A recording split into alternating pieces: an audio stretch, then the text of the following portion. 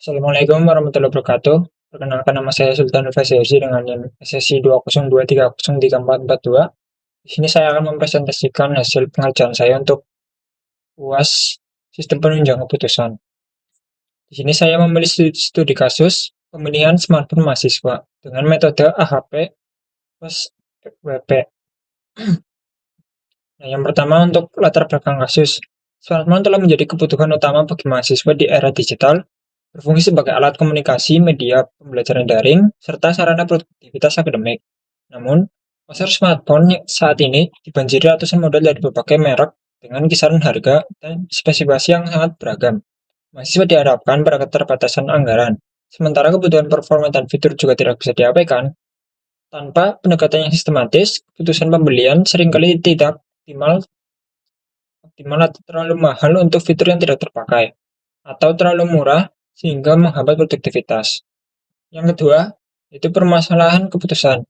Permasalahan utama adalah smartphone manakah yang paling sesuai bagi mahasiswa jika mempertimbangkan secara bersamaan seaspek harga, performa, kapasitas baterai, kualitas kamera, dan ketersediaan layanan guna jual. Tanpa alat bantu keputusan, pembobotan antara kriteria bersifat subjektif dan tidak terstruktur. Nah, untuk tujuan sistem penunjang keputusan kali ini yaitu adalah mengidentifikasi dan mengevaluasi alternatif smartphone mahasiswa secara sistematis. Kedua, menentukan bobot kepentingan tiap kriteria menggunakan metode AHP. Dan ketiga, menghasilkan rankingan alternatif menggunakan metode weighted product sebagai rekomendasi objektif. Untuk yang bagian alternatif, 5 alternatif smartphone yang dievaluasi yaitu adalah rentang harga sesuai harga pasaran saat pengerjaan. Nah, ini ada contoh-contohnya. Yang pertama ada Samsung Galaxy A55 5G, lalu yang kedua ada Xiaomi Redmi Note 13 Pro 4G, lalu ada Poco X6 Pro 5G, lalu Realme 12 Pro 4G, dan iPhone 14. Dengan harganya itu yang pertama ada 4,8 juta, kedua 3,2 juta, 3,5, 3,8, dan 7,5. Dan di sini juga ada keterangannya. Lalu ini adalah kriteria penilaian beserta jenis. Itu adalah benefit dan cost. Yang pertama untuk kriteria yaitu ada harga, performa, baterai, kamera, dan service center. Dengan satuan untuk harga juta rupiah, performa skor Antutu, baterai mAh, kamera itu megapiksel, dan service center yaitu skornya 1-5. Sini ada jenis yaitu adalah cost. Jadi harga itu termasuk cost, performa itu benefit, baterai benefit, kamera benefit, dan service center benefit. Lalu kita masuk ke bobot dari AHP. Nah, bobot kriteria ini ditentukan melalui proses AHP di bagian 5. Nah, ini adalah hasil akhirnya dari perhitungan untuk AHP.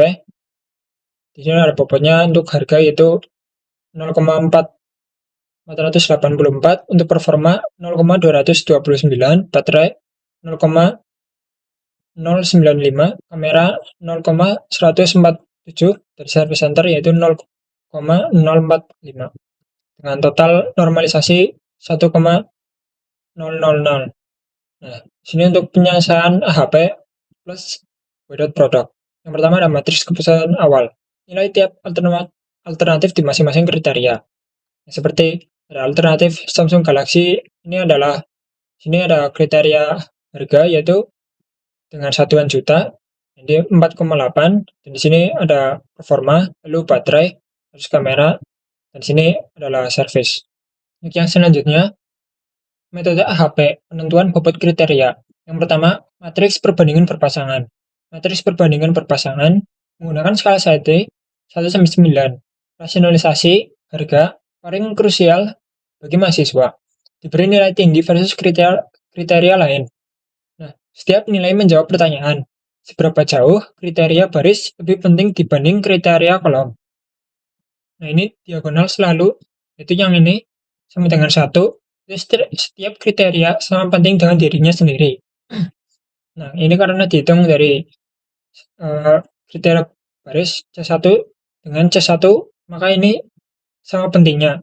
Sama dengan C2 dengan C2, sama pentingnya, jadi diberi nilai 1. Nah, untuk sisi bawah sama dengan kebalikan sisi atas. Jika C1 versus C2 sama dengan 3, maka C2 versus C1 sama dengan 1 dibagi 3 secara otomatis dan akan menghasilkan nilai desimal 0,33. Nah, selanjutnya untuk jumlah kolom, itu dari atas ke bawah, itu dijumlahkan nanti ketemu hasil seperti ini. Untuk yang selanjutnya, normalisasi matriks dan bobot prioritas. Di sini setiap elemen dibagi dengan jumlah kolomnya. Bobot sama dengan rata-rata tiap baris. Nah, sebelum itu, bagaimana cara menentukan nilai-nilai ini? Seperti C1 0,519. Nah, ini diambil dari nilai-nilai pada setiap kolom di sini itu dibagi dengan jumlah kolom. Nah, jadi untuk yang pertama ada C1 dengan nilai 1 itu dibagi dengan 1,926 dan akan muncul nilai 0,519 dan ini sama sampai C5.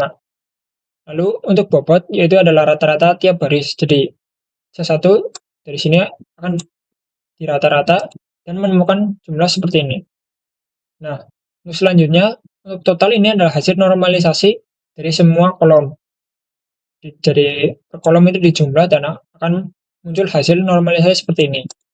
Untuk yang selanjutnya ada uji konsistensi AHP. Sini langkahnya yaitu adalah kalikan matriks perbandingan dengan vektor bobot, lalu bagi hasilnya dengan bobot, lalu rata-ratakan untuk lambda max.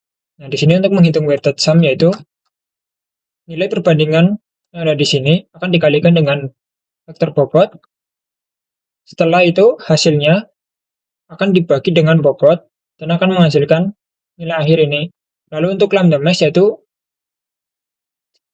kolom dari C1 sampai C5 dirata-ratakan dan akan menghasilkan nilai 5,140. Nah, untuk selanjutnya untuk perhitungan konsistensi. Di sini konsistensi indeks sama dengan lambda max dikurangi n dan di sini n adalah kriteria. Jadi ada 5 kriteria. Selanjutnya akan dibagi n dikurangi 1. Nah, di sini 5,140 dikurangi 5 dibagi 5 dikurangi 1 sama dengan 0,140 dibagi 4 dan hasil akhirnya adalah 0,035. Nah, selanjutnya untuk random index n sama dengan 5 sama dengan 1,12 dan di sini adalah nilai standar setting. Lalu untuk konsistensi rasio, cara menghitungnya yaitu adalah konsistensi indeks dibagi random index sama dengan 0,035 dibagi 1,12 dan akan menghasilkan 0,031. Nah, di sini untuk konsistensi rasio 0,031 kurang lebih sama dengan 0,10, yang mana matriks perbandingan konsisten dan bobot dapat diterima. Lalu selanjutnya untuk metode weighted product, rangkaian alternatif. Sini untuk menghitung faktor S. Itu keterangannya itu weight positif untuk kriteria benefit dan weight negatif untuk kriteria cost. Di sini ada perhitungan detail tiap alternatif. Di sini pertama ada S1, yaitu adalah merek dari handphonenya, Samsung Galaxy A55. Dan di sini adalah harga, dan di sini dibagi dengan bobot harga, dikalikan dengan performa, dan dibagi dengan bobot performa, dikalikan dengan baterai, dibagi dengan bobot baterai, lalu dikalikan dengan kamera, dibagi dengan bobot kamera, dan dikalikan dengan service, dibagi dengan bobot service. Lalu hasilnya dari semua itu akan dikalikan dan akan mendapatkan nilai akhir. Sini untuk yang S1 yaitu nilai akhirnya adalah 43,057 dan ini sama untuk semuanya dari S1 sampai S5. Dan di sini untuk tabelnya, di sini ada nilai alternatif dan untuk keterangannya yaitu yang tertinggi adalah Redmi Note 13 Pro dan yang terendah adalah A5 iPhone 14 Reverb. Dan di sini nilai dari vektor yang sudah diketahui akan dijumlahkan dan akan menghasilkan dengan nilai 269,167. Selanjutnya untuk menghitung vektor V dengan formula VI sama dengan SI dibagi dengan jumlah vektor yang sudah ditotalkan.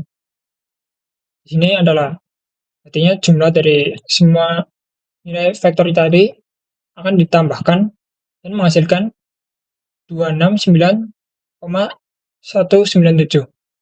Dan di sini adalah untuk perhitungannya, setiap nilai dari vektor ini akan dibagikan dengan jumlah total tadi dan akan menghasilkan untuk A2 Redmi Note 13 Pro yaitu 0,272, lalu untuk A3 Poco X6 Pro 0,232, untuk A4 Realme 0,214, untuk Samsung Galaxy A55 0,160, untuk A5 iPhone 14 Revert itu 0,122. Dan di sini untuk rankingnya yang paling tertinggi adalah Redmi Note 13 Pro. Sini ada analisis akhir untuk ranking akhir seperti ini.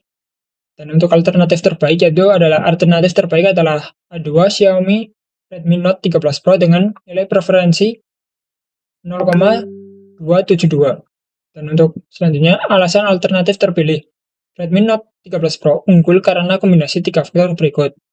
Harga paling terjangkau yaitu 3,2 juta di antara semua kandidat. Karena bobot C1 adalah 0,84, itu sangat dominan. Keunggulannya di harga memberikan dampak besar pada skor akhir. Lalu untuk kamera yaitu 200 megapiksel tertinggi di kelasnya. Relevan untuk kebutuhan dokumentasi akademik dan konten mahasiswa.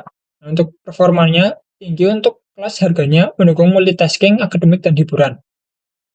Nah, untuk iPhone 14 berada di posisi terakhir meskipun performanya tinggi karena harganya yaitu lebih mahal 7,5 juta, sangat memberikan bobot kos, menghasilkan penalti besar dalam penghitungan weighted product.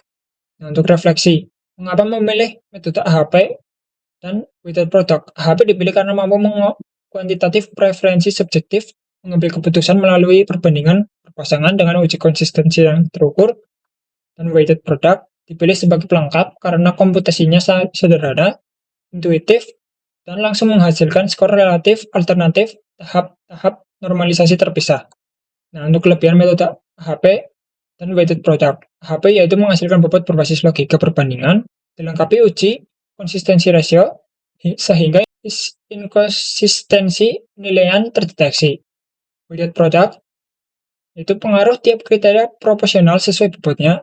Kriteria berbobot rendah tidak mendistorsi hasil akhir. Dan yang terakhir, kombinasi keduanya, mengintegrasikan subjektivitas terstruktur dengan kalkulasi objektif. Selanjutnya untuk kelemahan metode AHP ditambah weighted product. Untuk pertama AHP, jumlah perbandingan meningkat eksponensial jika kriteria bertambah, rentan jika pakar yang menilai tidak cermat. Untuk weighted product, sensitif terhadap skala nilai, kriteria dengan angka besar, misalnya tentu ratusan ribu, dapat mendominasi perhitungan jika tidak hati-hati dalam pemilihan data.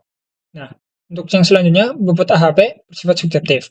Pengambilan keputusan yang berbeda dapat menghasilkan ranking yang berbeda. Lalu, apakah hasil yang dapat berubah jika bobot berubah? Ya, hasil sangat sensitif terhadap perubahan bobot. Contoh konkret, jika bobot untuk performa dinaikkan dari 0,229 menjadi 0,400 dan untuk harga diturunkan, maka A3 Poco atau A5 iPhone 14 berpotensi naik peringkat karena memiliki skor AnTuTu tertinggi. Lalu, jika bobot kamera mendominasi, A2 Redmi Note 13 Pro tetap unggul karena memiliki kamera 200 megapiksel, jauh di atas pesaingnya. Nah, yang terakhir ini menunjukkan pentingnya penetapan bobot yang cermat dan sesuai konteks kebutuhan penggunaan yang nyata. Nah, untuk kesimpulannya, berdasarkan analisis menggunakan AHP dan weighted product, Xiaomi Redmi Note 13 Pro adalah pilihan smartphone terbaik bagi mahasiswa dengan nilai preferensi 0,272. Keunggulan utamanya terletak pada harga paling terjangkau, yaitu 3,2 juta, dan kamera 200 megapiksel tertinggi, dan performa yang kompetitif. Kombinasi yang paling menguntungkan mahasiswa berdasarkan struktur bobot yang telah ditetapkan secara ilmiah melalui AHP. Sekian presentasi dari saya. Wassalamualaikum warahmatullahi wabarakatuh.